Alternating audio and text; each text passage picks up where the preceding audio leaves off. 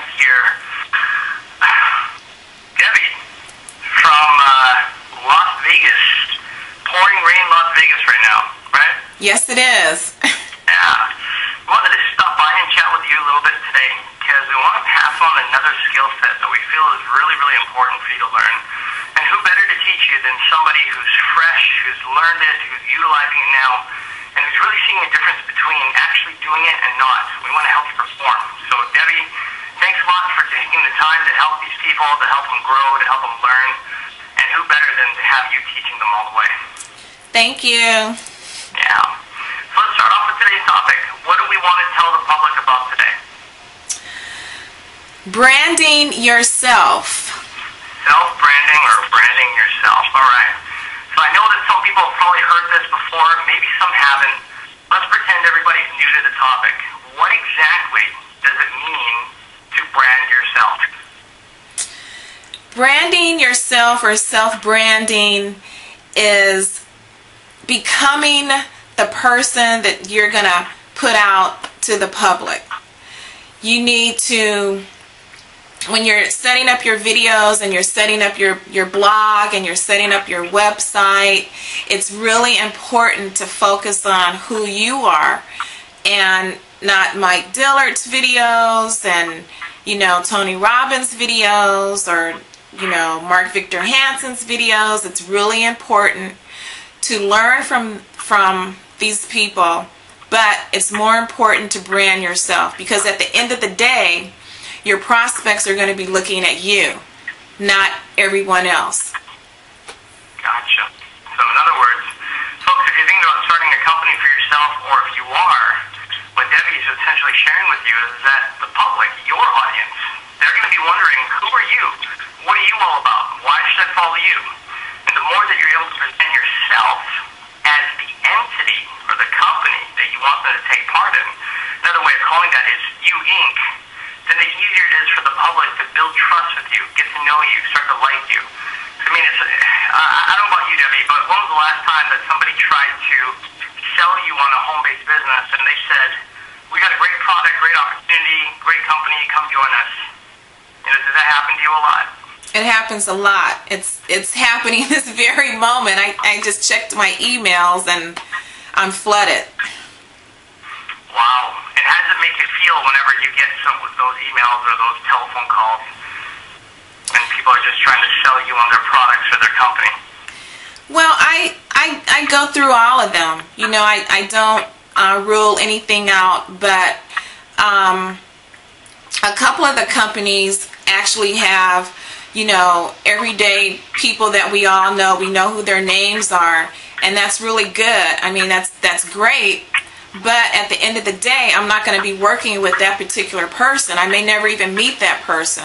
So the person that I'm going to be working with is the person that has actually contacted me, and that's the person that you really, really want to know. So it's important that you also have self-branding, because at the end of the day, you're going to be working very closely, hopefully, with that person, as you bring people into your organization. True. That's exactly what the people want to know. They don't want to know just about the product or the company. They want to know who you are as an individual. That's how they build trust with you, right? Right. Right. So if somebody says, well, I don't really know how to do self-branding. I don't really know what the process is. I'm not really sure how to start. If somebody wanted to ask you on how they could start learning the process of self-branding, what would be the first few steps that you'd recommend for them so they can get into that process of developing you Inc. instead of just promoting their primary opportunity? For me, I go through a lot of blogs. I go through a lot of different people on the internet, and I look at how their website looks. I look at their blog. I look at what they have to say, and usually the product or the service is really the last thing I tend to look at. I also look at the the compensation plan, if there is a compensation plan, but I'm really more interested in, I'm a visual person, so I'm looking at what their their blog and what their site looks like, and I take little bits and pieces from them. And but the one thing that I have noticed, when you're trying to promote a service or a product, you have to have your name or your company's name, your face, you know, there, and then the product and the service is kind of secondary for me. Yeah, I think everybody's like that, or a lot of people are, because it's hard for us to build trust and rapport with a computer or a juice or a vitamin or just the name of a company. Like, it's not enough. It's not personable. Right. But yeah, that's actually a really great tip. Folks, what she just shared with you is really valuable, because if you're thinking to yourself, how do I get myself started? How do I start attracting more people to me using self-branding? One of the first things you can start doing is, number one, create a blog. You know, create a blog and start sharing your thoughts on it. Start sharing your goals, your visions, the ideas that you have that you want to implicate in your life and to other people, so you can get to that next phase. The more people understand you as being a real human being and recognizing that you are, the more they can start building that trust with you. And I'm pretty sure, Debbie, for yourself, I mean, when was the last time you ever signed up with someone who just showed you their product and their company, but you knew nothing else about them? Is that normal for you to just say, okay, I'll jump in? No. No. No. I mean, I know we've already touched on it, but just for clear black and white, why don't you jump into those kind of opportunities? Because I'm not gonna be working with the product.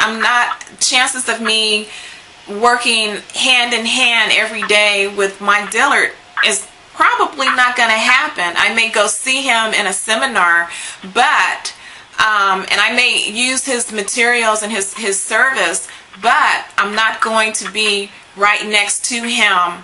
I'm not going to be able to pick the phone up and call him. He has thousands and thousands of people in his organization. So I'm going to be working close to someone, you know, that is part of the organization. So it's important for me to know who these people are. I mean, it's all about, you know, having the same mindset and being able to accomplish the same goals. And that's basically how I look at it. That's true. That's how the rest of the world looks at it too. So folks, to wrap up on today's call, bottom line, if you want to be able to get ahead in your home-based business, and if you're starting to work a lot of hours or you're just getting your feet wet, one of the first things you got to do for yourself is create the image of being self-branded. Self-branding, just like what Debbie says, is represent yourself as the opportunity, as the goal, or as the bridge for other people to utilize to get to their own goals.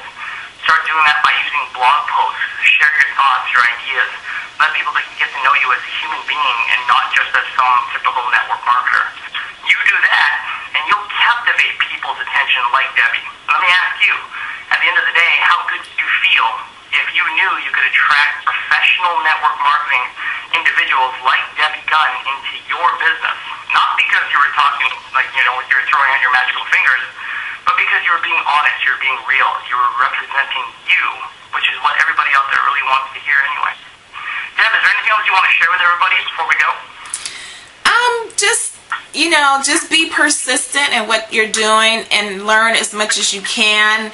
You know, do the seminars, go on, look at people's blogs. That's what they're there for. They're trying to share their life and their ideas and their goals and their inspirations with you. I mean, that's all. That's what networking is. It's you're not going to do it by yourself. So, you know, get as much help as you can. Find a really good mentor. I have an excellent mentor in Allan, and so, you know, that's what you're going to have to do at the end of the day. You're going to have to seek out that information and utilize it. It's there for you. Yeah, I totally agree. Folks, take her advice, because nobody knows better than someone who's walking the walk and talking the talk. Debbie's not just somebody to jump on a video cam and tell you something that doesn't work. She tests it before she gets out there and shares it with you. So take her advice and go use it starting today. Thanks again for your time, Debbie. Appreciate you being here. Thanks, Allan. Thank you. And folks, thank you again for being on this call. Have yourself a great afternoon, great evening, whenever you're watching us. And we'll see you on the next lesson.